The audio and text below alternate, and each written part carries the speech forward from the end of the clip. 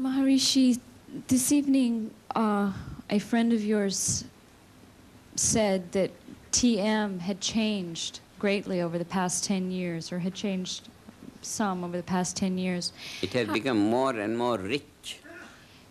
But we don't hear about it.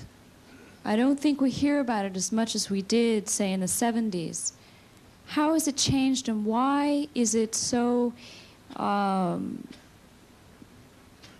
many people I've spoken to in the past few days have said that they did not even know that TM was still being practiced, and some people had not even heard of it. Why is it's very low profile? Why is that? Because your attention is somewhere else.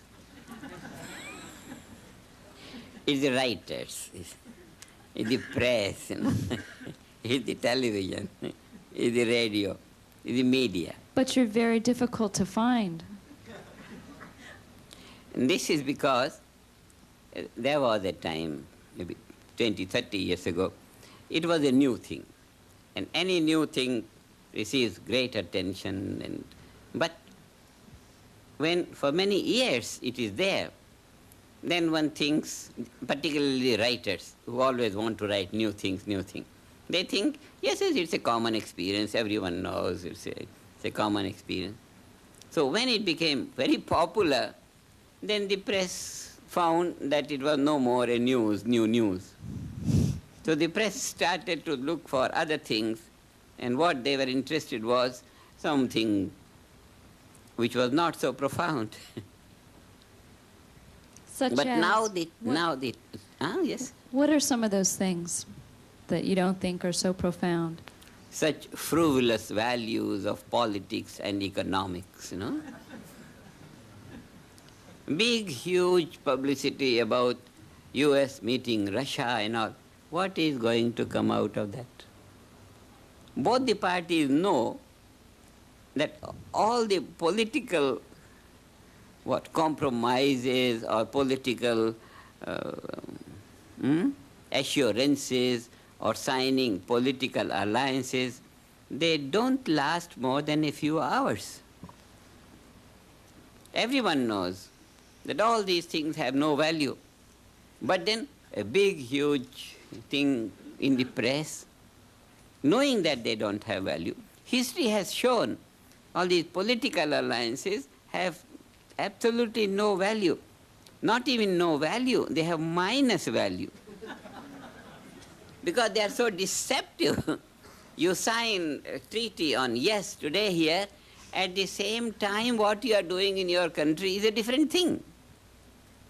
So when the media gives such great importance to these frivolous things, then the real values of life get shadowed. But because all these things have been going for so long, now the media will turn back to something more useful, more profound.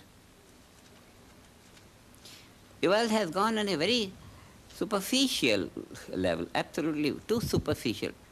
All these economic things, borrowing so much money, doing everything so that all the money of the world comes to my country because I have so much, what they call, loan. Take loans. So living on loans is a very negative thing, I would say. But living on loans has become so very popular.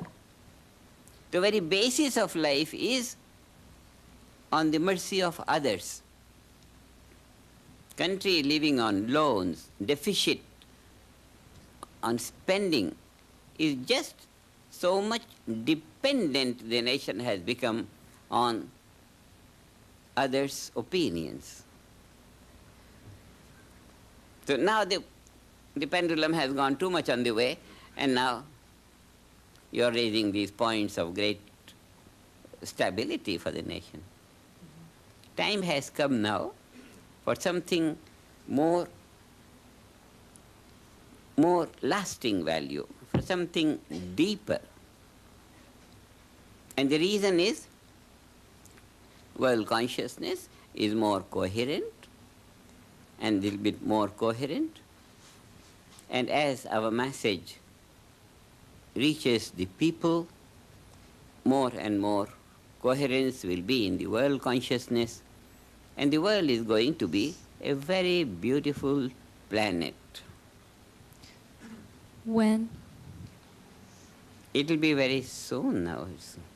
Because as far as this country is concerned, the national consciousness is coherent enough to make the country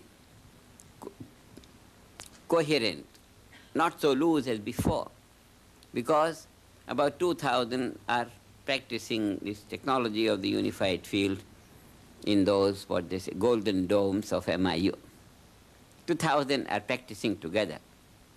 The moment more and more number rises, we'll have more influence of the country abroad, and the nation has proved its goodwill in the past by giving so much aid to the people, so much of parental role this country has been playing. But then what was lacking was coherence in national consciousness.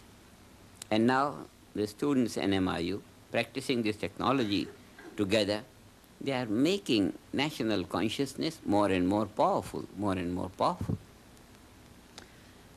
But Maharishi, at the same time, the poverty level rises, the unemployment in this country rises.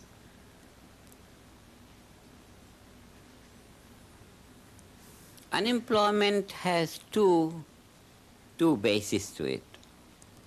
One, certainly the economic situation, but the main thing is lethargy. Only lethargic people are unemployed. Lethargic people are unemployed. Communists will say the lack of equal distribution of wealth. But then in that thought, no one is wealthy. So that doesn't provide a solution. Unemployment means lethargy in national consciousness. And that can be completely eliminated with a group of 7,000. If the unemployed could have a program for collective practice of this technology of the unified field, the unemployed, who are not contributing anything to society, if they could be cultured, and that will be through your profession. You write articles. What about those who are doing nothing and are living on the efforts of others? Can't they produce at least coherence in national consciousness by practicing this technology together? The result will be, they will be more creative, the whole national consciousness will be more coherent, then it would be reasonable for society to maintain them, that they are contributing coherence to national consciousness. So you're suggesting that the unemployed in this country become a part of the 7,000? Right. Become the whole of the 7,000. 7,000 must be in New York. There must be more than 7,000 people unemployed. In any big town, Chicago, LA, anywhere. But if the government it said, no, give money, don't take any work, it's not very helpful.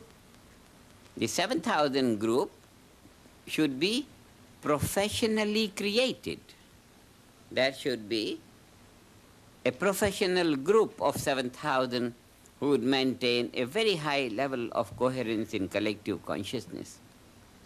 This will be real service to the nation.